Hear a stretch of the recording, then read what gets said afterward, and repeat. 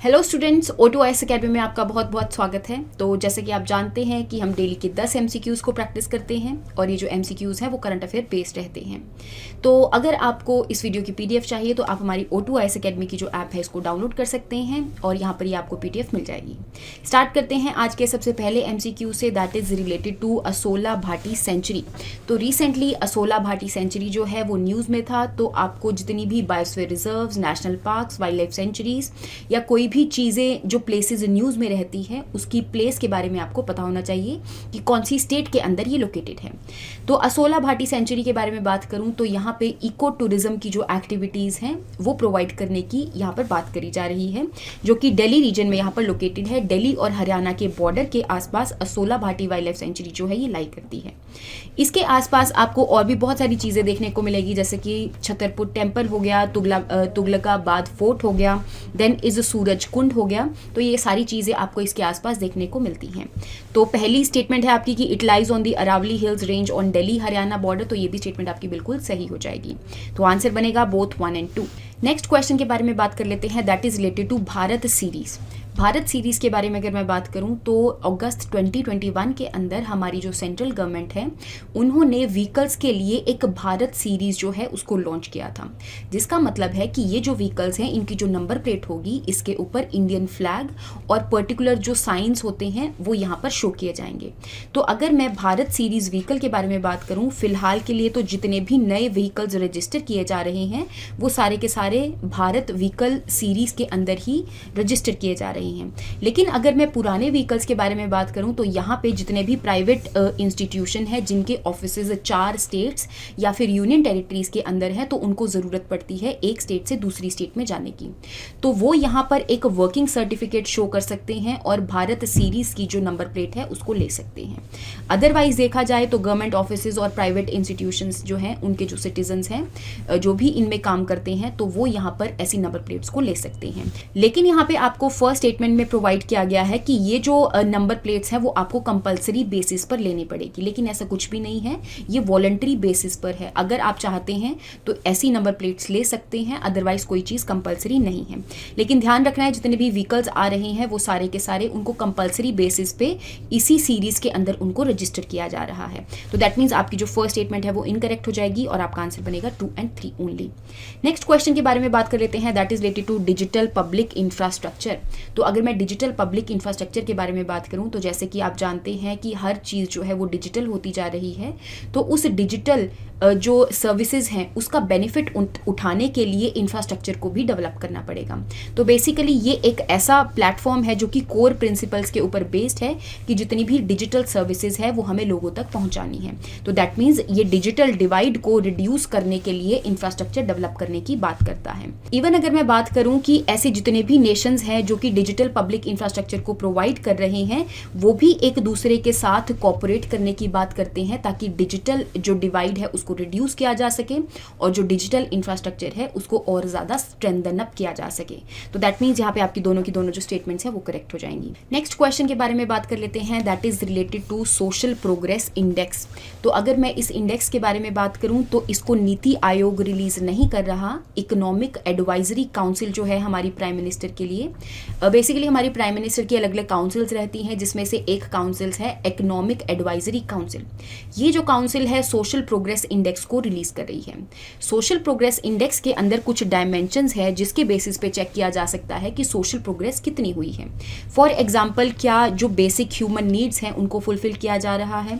Foundations of wellbeing, एक wellbeing person जो है उसकी क्या क्या फाउंडेशन रहती हैं, क्या उसको हर एक बेनिफिट जो है, हर एक बेसिक नीड्स जो है उसकी पूरी हो रही है कि नहीं, उसकी क्या क्या अपॉर्चुनिटीज़ उसको मिल रही हैं अपने लाइवलीहुड को पूरा करने के लिए, या फिर हम बोल सकते हैं कि सोशल और इन्वायरमेंटल बेनिफिट्स उसको कितने मिल रहे हैं। तो उसके ऊपर बेस्ड ही इस इंडेक्स को रिलीज किया जा रहा है by economic advisory council to the prime minister.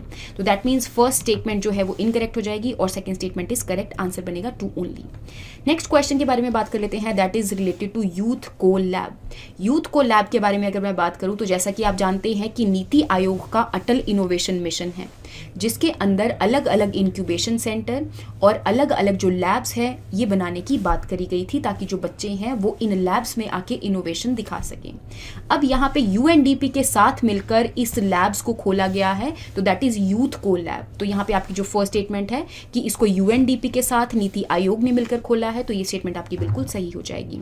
Second statement के बारे में अगर मैं बात करूं, क्योंकि यूएनडीपी जो है यहाँ पर पार्टनरशिप कर रही है, तो इवन यहाँ पे एशिया पैसिफिक जो कंट्रीज हैं, इन कंट्रीज के अंदर इन लैब्स को ओपन करने की बात की जा रही है, ताकि जितने भी यूथ हैं उनको एम्पावर किया जा सके इनोवेटिव आइडियाज जनरेट करने के लिए।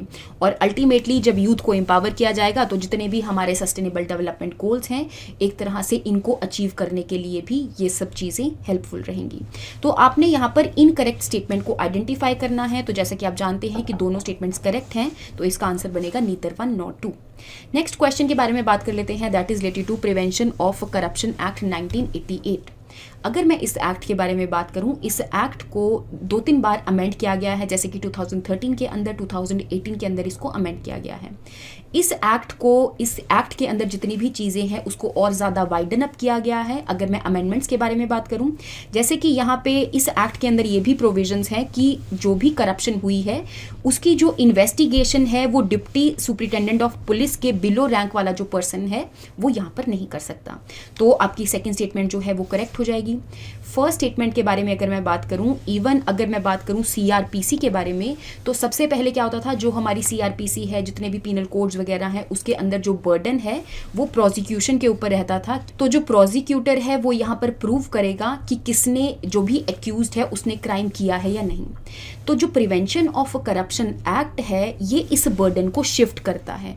अब जो रिस्पॉन्सिबिलिटी है वो प्रोसिक्यूटर के ऊपर नहीं है, अब ये जो रिस्पॉन्सिबिलिटी है वो एक्यूज के ऊपर है कि जिसने क्राइम किया है वही यहाँ पर प्रूव करेंगे कि उन्होंने क्राइम किया है कि नहीं किया।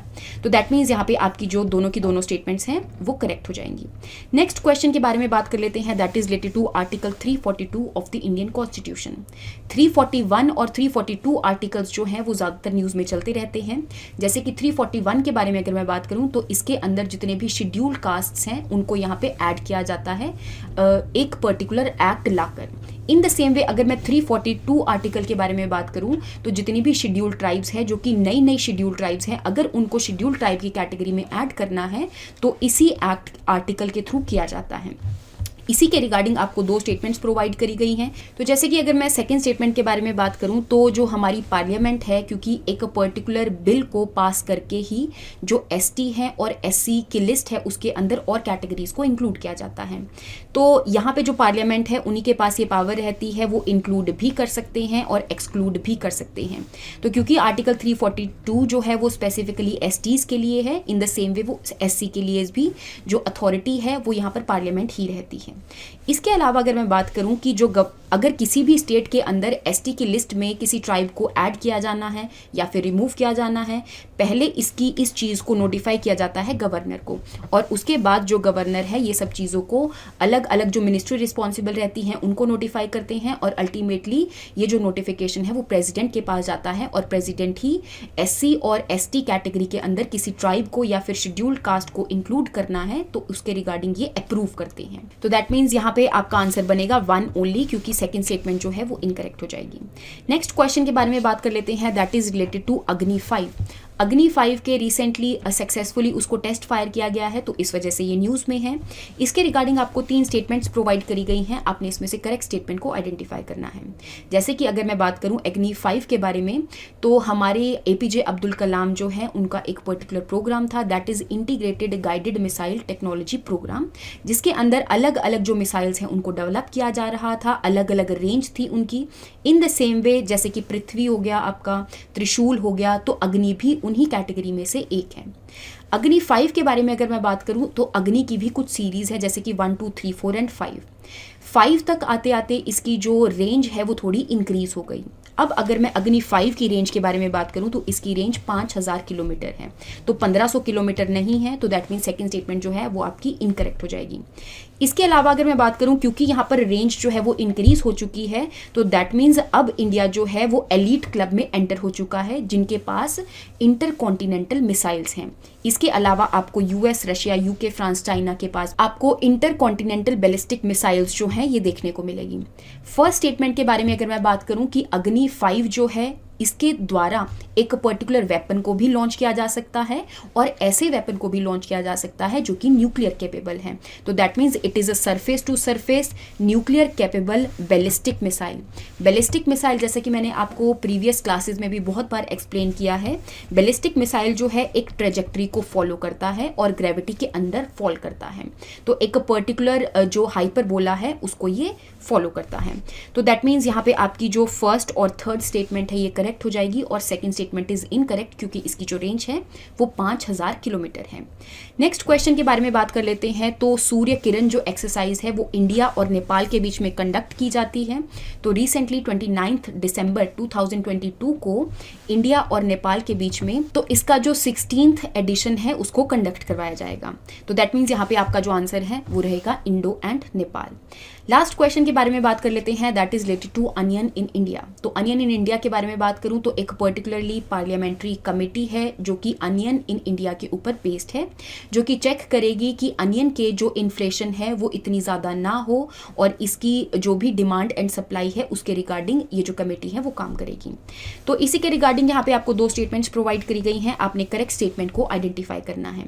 जैसे कि अगर मैं बात करूँ कि अनियन ग्रोइंग कंट्री में इंडिया जो है वो सेकेंड लार्जेस्ट है, नॉट लार्जेस्ट। तो जो फर्स्ट लार्जेस्ट है दैट इज चाइना। तो दैट मीन्स आपकी जो फर्स्ट स्टेटमेंट है वो इनकरेक्ट हो जाएगी। सेकंड स्टेटमेंट के बारे में अगर मैं बात करूं कि इंडिया के अंदर भी कुछ ऐसी स्टेट्स हैं जो कि अनियन को ज्यादा ग्रो करती हैं। फॉर एग्जांपल महाराष्ट्र जो है वो 39% कॉन्ट्रीब्यूट करती है अनियन की प्रोडक्शन के लिए। देन इज कर्नाटका और मध्य प्रदेश जो है वो 17% कॉन्ट्रीब्यूट करती हैं। उसके बाद गुजरात आती है। तो ये जो स्टेटमेंट है आपकी करेक्ट हो जाएगी और आपका आंसर बनेगा 2 ओनली। तो आई होप आपको यहाँ तक जो MCQs है उनके बारे में समझ में आया होगा। नेक्स्ट क्लास के अंदर हम नेक्स्ट MCQs के साथ मिलेंगे। Thank you so much and have a nice day.